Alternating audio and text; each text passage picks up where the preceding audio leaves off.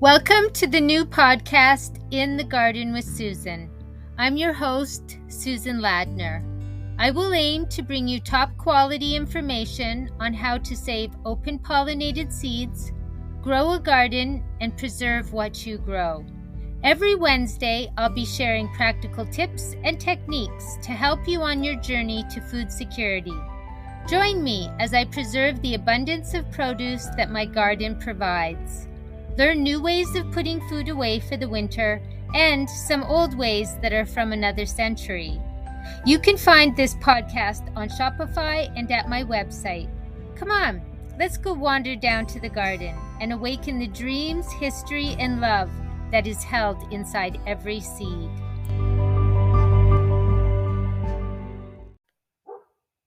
Hello, and welcome to another edition of In the Garden with Susan.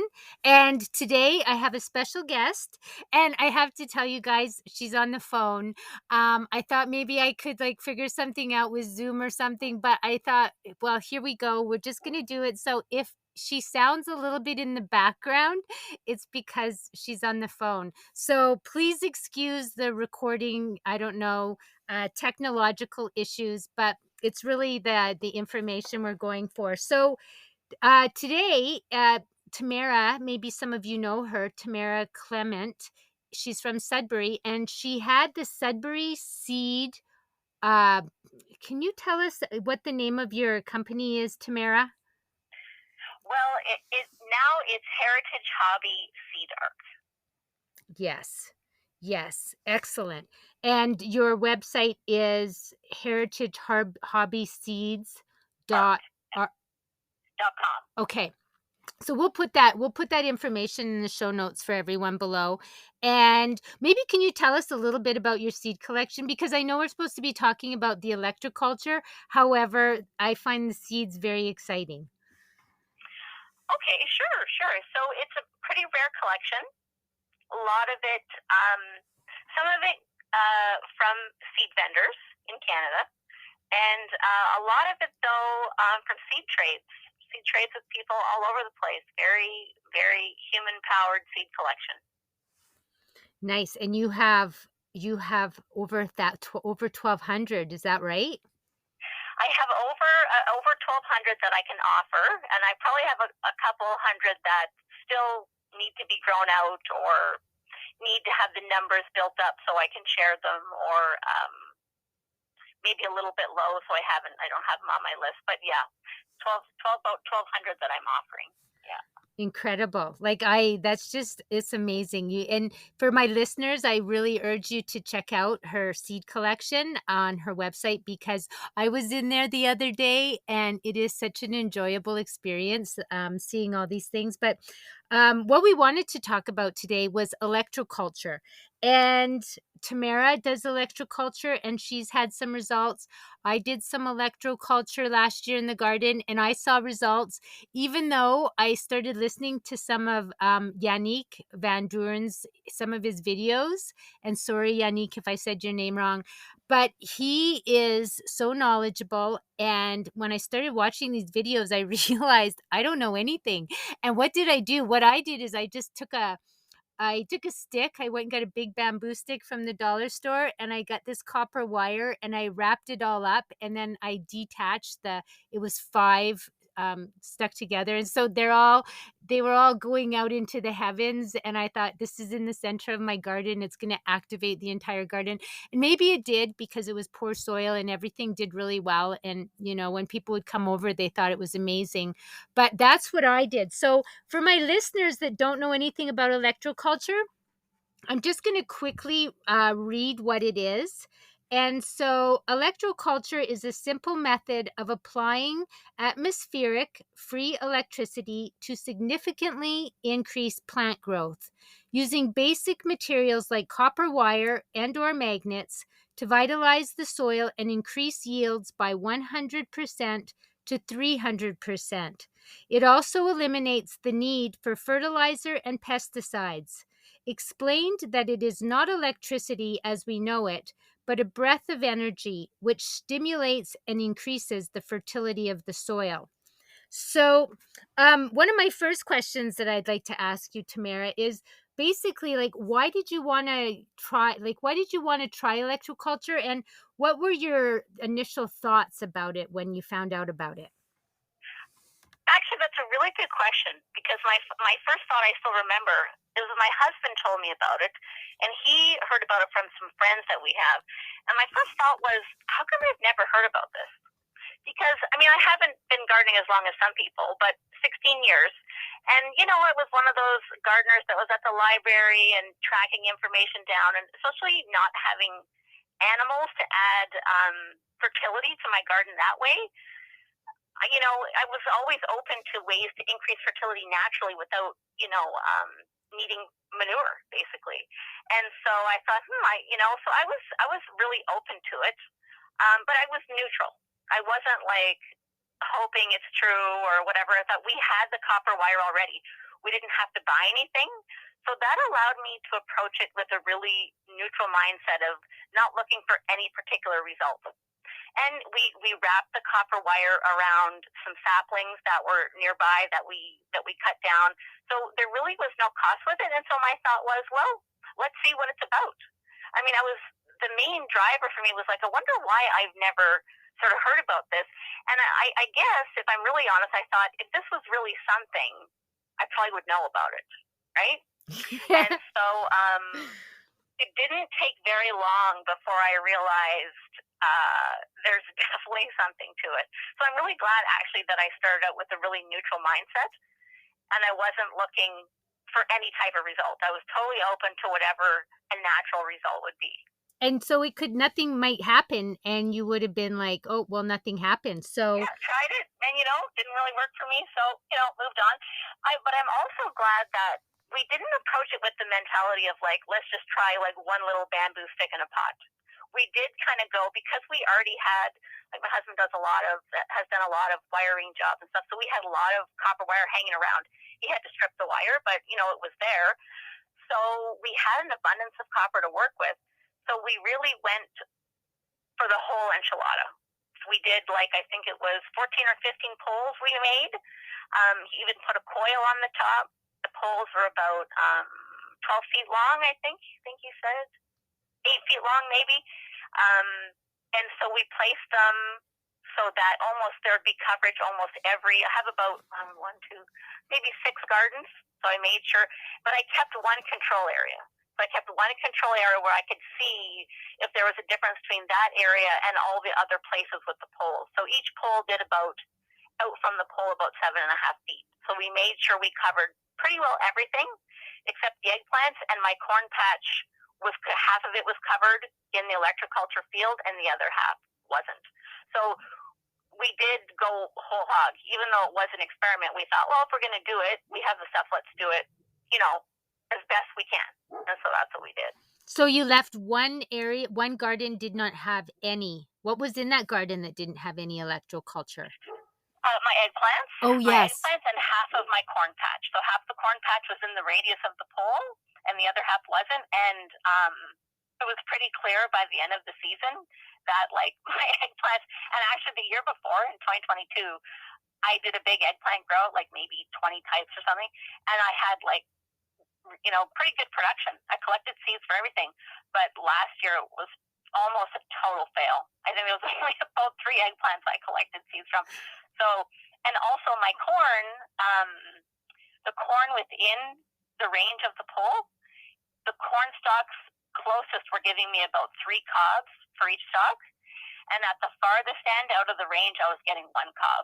And you could almost see when you looked at the top of the patch, the sort of gradation of the taller plants were close to the pole, and the farther away you got from the pole, kind of a little bit shorter the plants got. So it was actually kind of wild to see that so visible like that. That's incredible. So this, what we just read about what electroculture is, you did see that 100% to 300% increase. I've seen huge, my tomatoes, even in the years when I had rainy years, I would get tomato plants are pretty generous anyway. Rainy years, they can be even more so, your tomatoes can get pretty big. But the harvest from the tomatoes was insane. Even now, I had a lot of pots too, and so what I did for poles for that was I stuck in probably 3 or 4 foot bamboo pole in there, wrapped that with copper. And I'm not really big on adding much extra fertility. I'll put in some kelp meal, alfalfa meal, some azomite, some chicken manure, but then I try and let the plants tough it out as much as I can for the rest of the season. But so even though I probably provide my plants with lesser fertility, the amount of tomatoes that came even off the potted plants, because as you know, like pots sort of drive down production generally, they were as good as my in-ground tomatoes. Like, it was crazy. It was really crazy. And my beans, I set records. Like, one of the poles, 4 plants around a pole. The plants grew, I mean, 10, at least 10 feet, probably 12. I got 2.25 pounds of dried beans from 4 plants. Oh, For me and my garden, that's a record. I've gotten really big yields from runner beans, but that's a different species. They produce a little bit differently. But I mean, I had it gangbuster. And a lot of people had a rough year last year.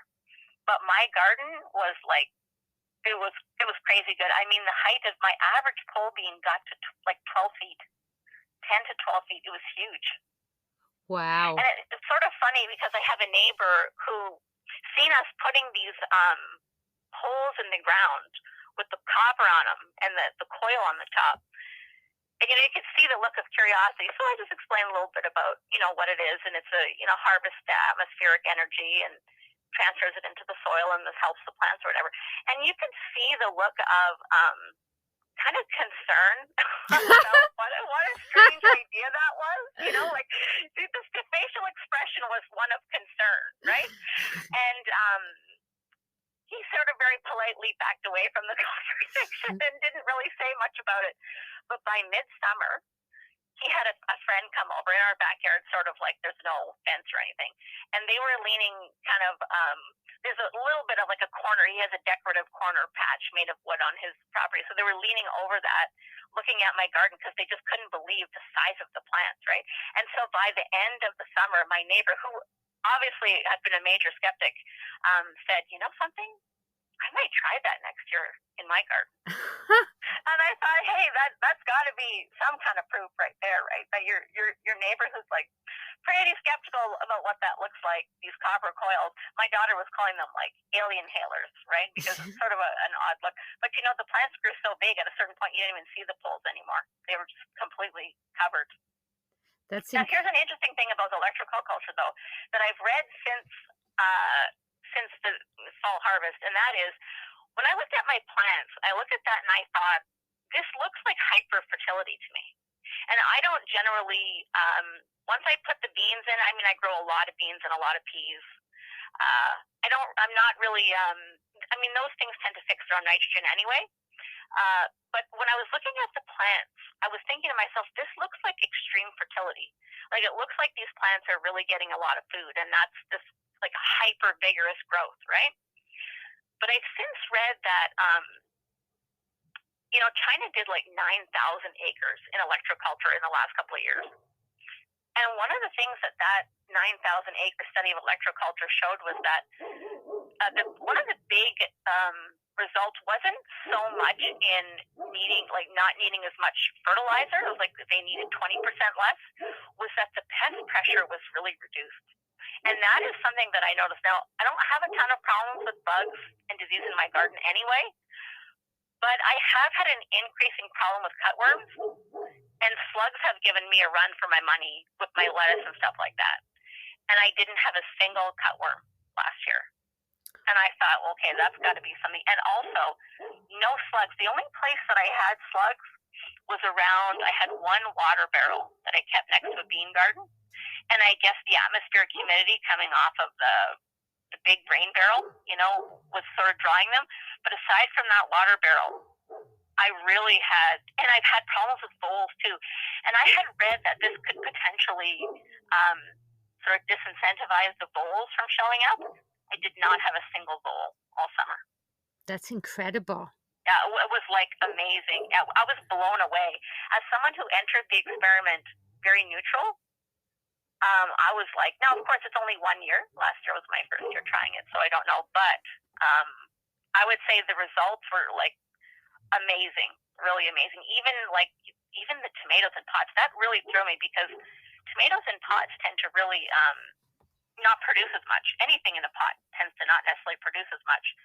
So the buckets of tomatoes I was getting off these potted tomatoes, I just couldn't believe it. Now the eggplants, um, they did not. I did not have really much pests with them, but it was weird how they just did not. They just floundered. They just absolutely floundered. So whether it was the lack of that they were in the one weak spot, I don't know. I don't know what that was, but everything else in my garden did amazing. And so how, for even for me to understand, because I know how I wrapped my big pole, and I've done a lot of reading, wrap it this way, wrap it that way, and I see that Yannick, he does these like sort of horseshoe things now, which I'm going to get into this year, I think. But how you just wrapped your copper around the pole, and what did it look like at the top? Like, did you connect it into the ground? Did you bury it in? How exactly was your setup going? So so basically my husband did all the poles, not me, but I know how he did it, and that was so he definitely put in about I think 6 inches into the ground at the base. So we drove the sapling in. He wrapped the coil around, and then at the top. And I've seen some of the electroculture videos, and that seems to be a common way they do it. So there's a coil. So I think he had like something he used to wrap the coil around and then pulled it out, so it just looked like a coil on top of the pole. There was another one. He did a couple different kinds where he had it kind of looking like there was a bunch of different wires poking out at the top. One thing, though, he said that he made a point to take into account was to try and lean the top of the pole, the wire coming off the top of the pole facing north, I think he said.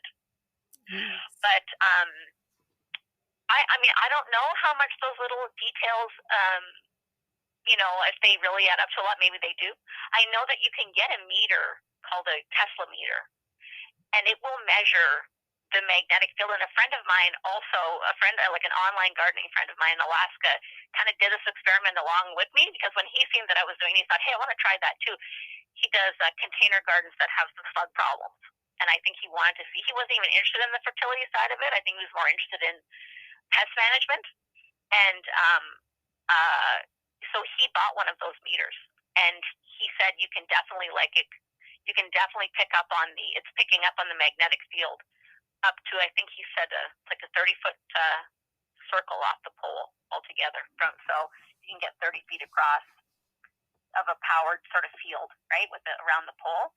So there's something there, like if there's a meter that can measure the field, tells me there's something there. But it's definitely, I even left my poles in through the winter because I've often had a problem with voles digging in my garden and then like chewing, kind of coming out the side of the garden into the lawn and then tearing everything up. And so I'll be curious when the snow melts to see if the voles were discouraged by the electroculture through the winter. Yeah. We'll see if it does deter them. Because for about 3 years there, I was having some pretty major mole problems where I was finding even the little mounds, where they come up. Yeah. And they're hard to beat. I tried different, getting my friends cat litter and all the things that you can find to do, and nothing really deterred them. And last year I had no problems. So That's amazing. And did you we had the worst aphid and stink bug problem I've never seen so many. I've never ever seen the bugs like this before. So did you have any of those issues? Like you had no pest problems at all? the only place that I had, well, actually, I guess I technically had two control areas because I have a greenhouse and I did no electroculture in the greenhouse. And I had major aphids in there to the point that I had to, all those seeds that I collected, I have to say they were not isolated because the only way I could control the aphids was to bring them outside and let the ladybugs get them. And then they were fine. But in terms of the electroculture areas, absolutely zero problems. That Nothing. Not like absolutely nothing. It was like, it's amazing. not even not even mold. I had a rabbit in the early summer who was a problem, but I don't think electroculture helped with the rabbits. But that was a short-lived problem. But in terms of like any kind of no, it was really good. The rapid, really excellent growth. I mean, it was wild. It was really wild. And they so you had aphids in your garden and they didn't even go like, that's the thing that because, I had I them in the greenhouse, so I had to take all these yeah. aphid-infested peppers, had to put them right out with my gardens. They never spread. They eventually cleared up, and I could put them back in the greenhouse once I kept them outside for a bit. I put them back in the greenhouse, and then I was pretty much okay after that. But they never went anywhere else. I never had them on peas or beans or anything. That's incredible. Yeah. So you think it's about like what do you attribute this to? Do you have any sort of thoughts? Have you made it, any what would you not hypothesis. I can't think of the word. But you thinking it's just like hyperfertility? That just to be I don't know a lot about hyperfertility just to maybe my listeners don't either. Is that just can you maybe explain a bit about that to us? Well, one of the theories about why electroculture works is like why does it seem to make the plants more vigorous? So what I've read, and it would appear like it's what I've seen too, is that the plants are actually uptaking the nutrients faster, and so not to the point that the plants are wilting, like the what do they call that? Like there's some name for that when the plant is releasing a lot of moisture, but it's an increased intake of minerals and things like that. So I do think for sure. Um, Also, I wonder too if I had such a dramatic result because beans are collecting nitrogen from the atmosphere anyway, right? Because they have those nodules. So they're nitrogen collectors anyway. So I wonder if beans and electrical culture have a special relationship. But I do think that it seems to make the nutrients maybe more available or available at a quicker pace.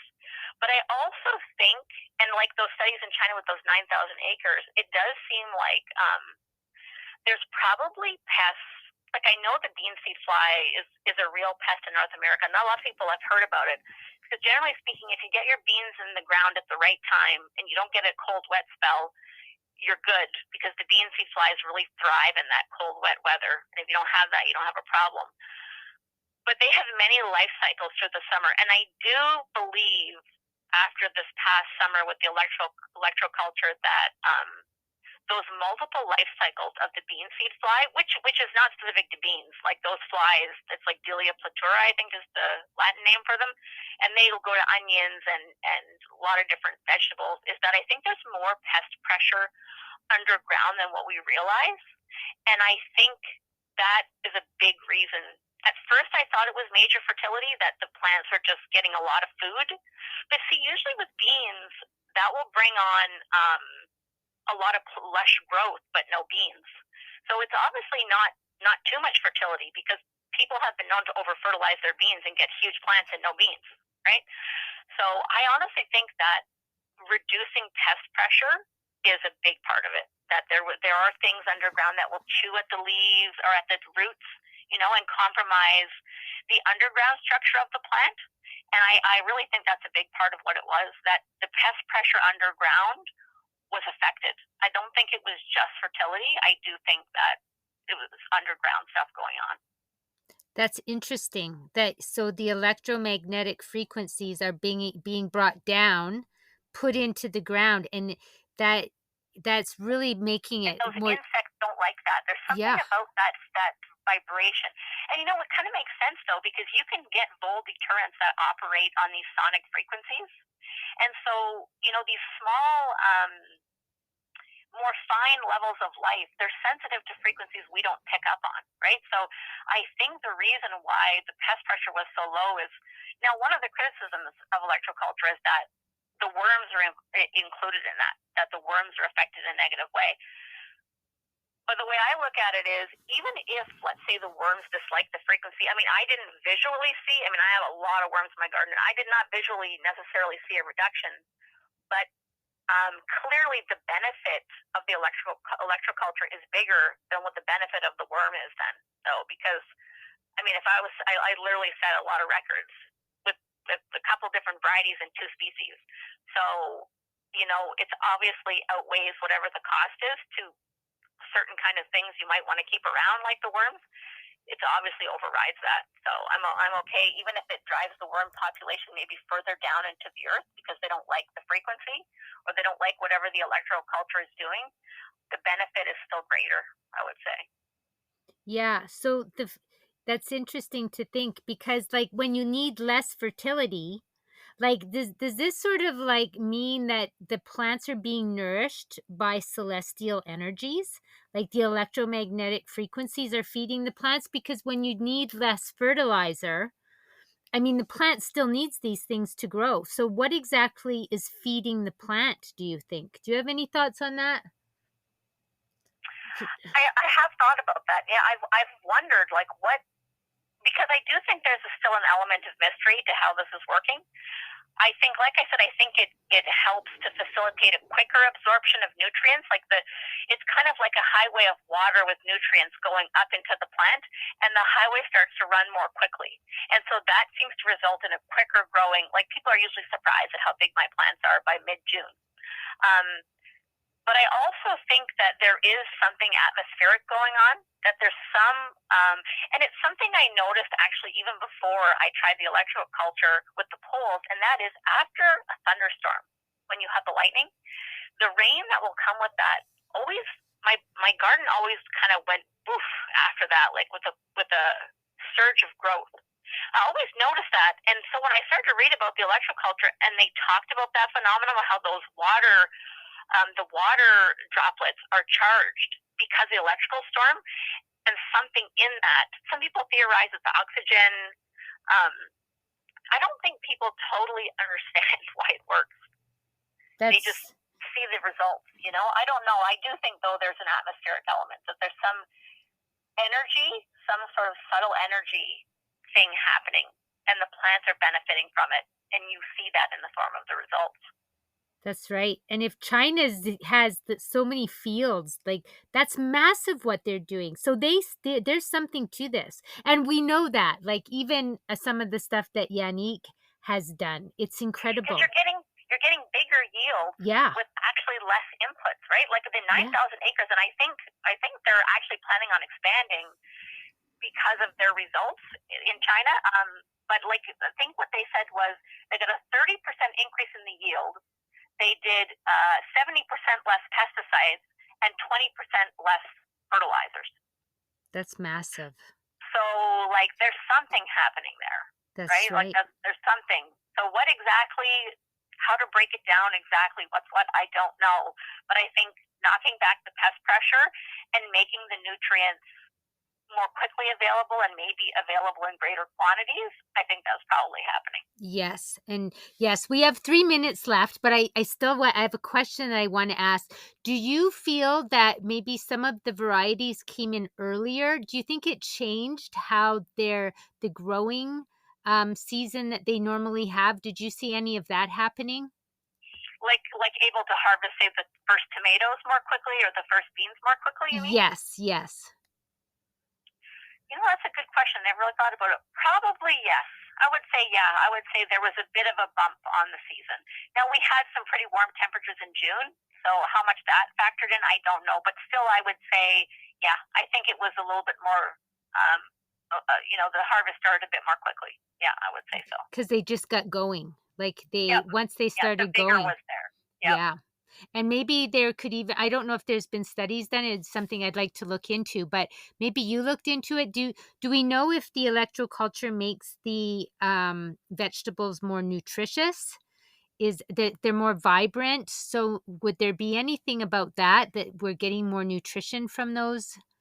That's a very good question. I don't know. I have not seen any studies published about it, but I would think there's at least a possibility. Yeah.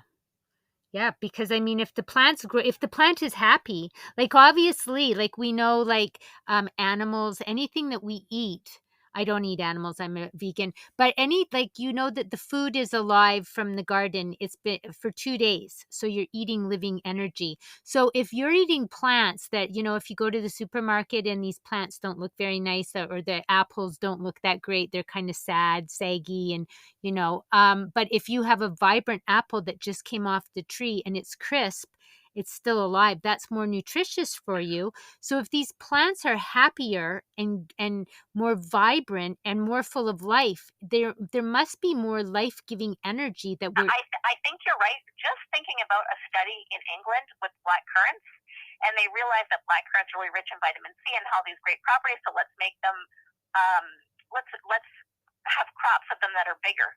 So they started fertilizing the bushes, and so they got double the yields. And you know what? When they measured the berries, they had half the amount of vitamin C. that's So you got double the amount of crop with only half the amount of nutrition. So fertility and nutritional saturation is a relationship for sure. And the chemical fertility seems to actually increase the volume, drive down the nutrition.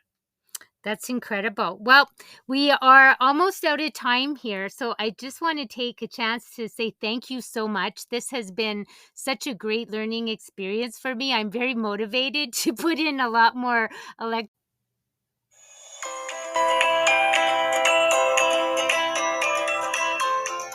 Thank you for joining me on this week's episode of In the Garden with Susan.